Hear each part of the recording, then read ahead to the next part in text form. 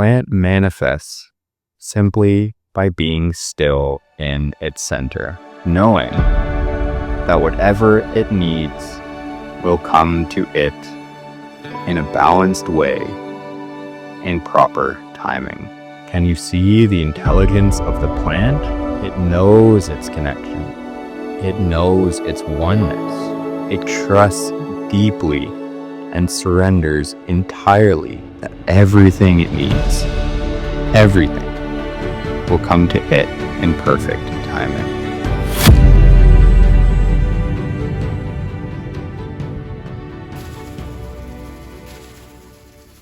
Hello, everyone. So my name is John, and I do many things in life, but I'm coming to you now in sort of a new version of myself. I recently have undertaken some deep initiations in my spiritual journey of evolution, and it's really led me to integrate parts of myself that previously were not online in the same way that they are now. There were things deeply buried in my unconscious that have come to light, have reintegrated inside of me, and now I have access to gifts and tools from these beings and from these parts of myself that were missing that are now here. So this is a proper reintroduction to those who know me, and to those who don't. I am a multi-dimensional psycho-spiritual healer and teacher, and I'm coming to you today with a channeling video. So what I'm actually going to be doing is I'm going to be tapping into sort of the energy of the quantum and just seeing if there's a message that comes through from a specific guide, friend, or ally in that realm.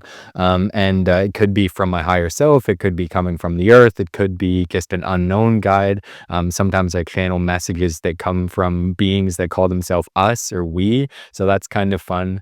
But from the shamanic perspective, what channeling actually is essentially you're turning yourself into a hollow bone. You're surrendering your ego in that moment. And so you're letting go of what you want and you're saying, I'm going to serve the collective. So when that happens, basically there will be things that happen through you, or like words that come through you that are coming from the collective mind, the collective network of consciousness, to serve whatever the people around you need to hear in that specific moment.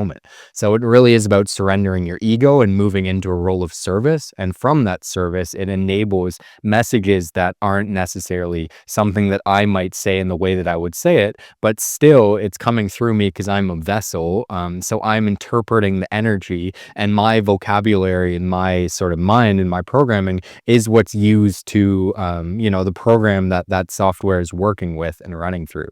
Anyway, channeling is super fun. I personally am very much gravitate towards it because I really find that the messages that come through so often are just profound in their wisdom, and they have so much beautiful energy to offer. And that's also another good part too, is as much as this is a channeled message, it's also sort of a guided meditative experience. So if you feel like listening to it or laying on your back or sitting upright with your eyes closed, that can be a really good opportunity to receive the energetic transmission as well as receive the words that are coming through on its own.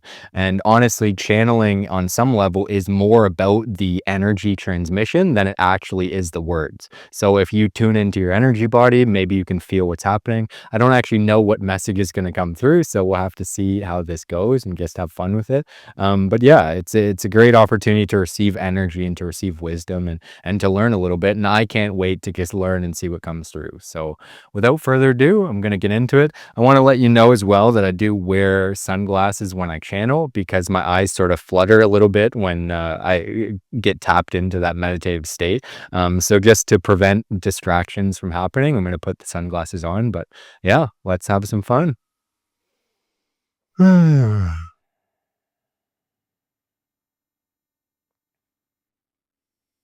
So as I'm tuning in here, the invitation for you is to also begin tuning in, withdrawing your attention from the outside world and turning your focus inwards.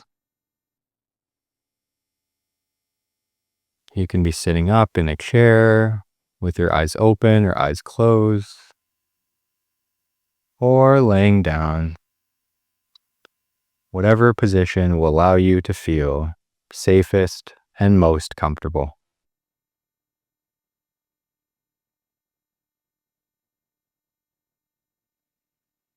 And from this position, just bringing your awareness to your body, noticing how your body is feeling in this moment, and letting the body and the nervous system begin to calm down. Nice and slow, gentle and easy, calm and relaxed.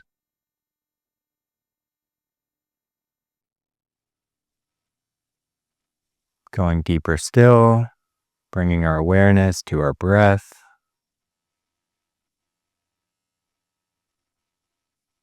Noticing the full extent of your inhale and your exhale.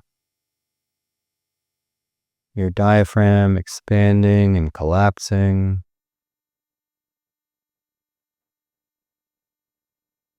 Just maintaining awareness of the breath and allowing the breath to be, following its own natural rhythm.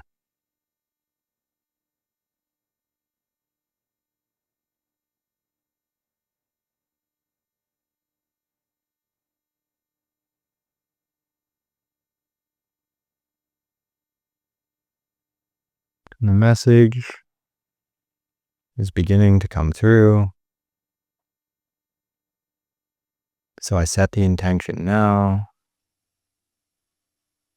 that this verbal and energetic transmission be in the highest good of all those who are listening. So now that I've had some time to tap in, the energy that wishes to share a message with us today is a message from the earth. The benevolent being beneath our feet, who is always and will always support us, even when others don't. The message that Earth would like to share with all of us is a message of unconditional love. Because the Earth is a fantastic example of what unconditional love looks like. Humanity's relationship to the Earth is one that occurs on many dimensions, across many different times. But it has been one full of life and full of giving. No matter how much humans take from the Earth continues to give, asking for nothing in return. The Earth appreciates it deeply when we give thanks and gratitude for all that we've received. But even when we don't, the Earth gives, and it gives, and it gives. Because the Earth knows one simple truth. We are the same. Our bodies were carved and created from the very cells of the Earth itself. It gives so much that it even gave a part of itself so that you could live within its body. Not on top of its body, but within and connected to its body. So when the Earth asks you, how can you give more unconditional love? The answer is also simple. Give that love to yourself first.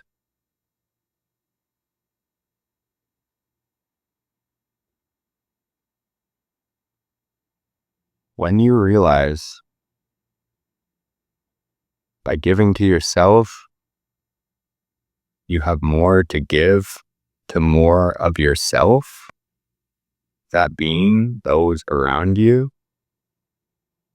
giving to yourself becomes a little bit easier. How can the earth give to us so much? Because the earth has so much to give. The earth is constantly filling up its stores, using the cycles of nature to restore its vitality. Can you learn from this? Can you follow the cycles of nature, the cycles of rest, the cycles of giving, knowing that you are also the earth? If you can, watch how much the earth gives to you. Watch how much abundance enters your life. Not because you have more of it, but because you appreciate deeper what you already have. A friendship, a mother, a beloved being who is there to support you always. And there are many other beings on this planet who realize and have this relationship. Think of a plant. Plant manifests simply by being still in its center, knowing that whatever it needs will come to it in a balanced way in proper timing. Can you see the intelligence of the plant? It knows its connection. It knows its oneness. It trusts deeply and surrenders entirely that everything it needs, everything, will come to it in perfect timing. And so the plant does not waver. It does not move. It does not take a different course of action, but it stays true in faith to what it knows to be true, that it is supported, as you too are supported. So love yourself, love the plants and the trees, the beautiful birds and the bees. Love you and love me, because we are we.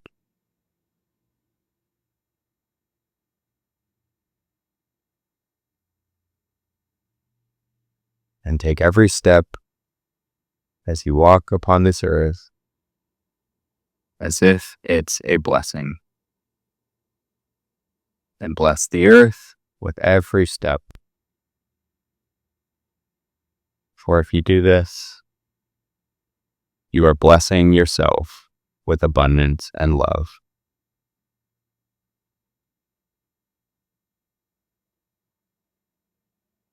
I love you. I am grateful for you. I care about you. And I unconditionally am one with you.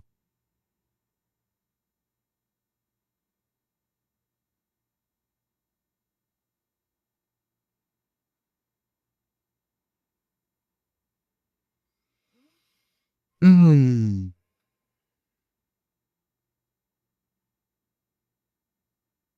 Hmm. And as we end this transmission, just giving deep thanks and gratitude to the earth. Truly, Pachamama Gaia, I love you so deeply. Thank you. And to all you at home, that love is passed on to you. Thank you for watching. Thank you for listening. Catch you in the next episode.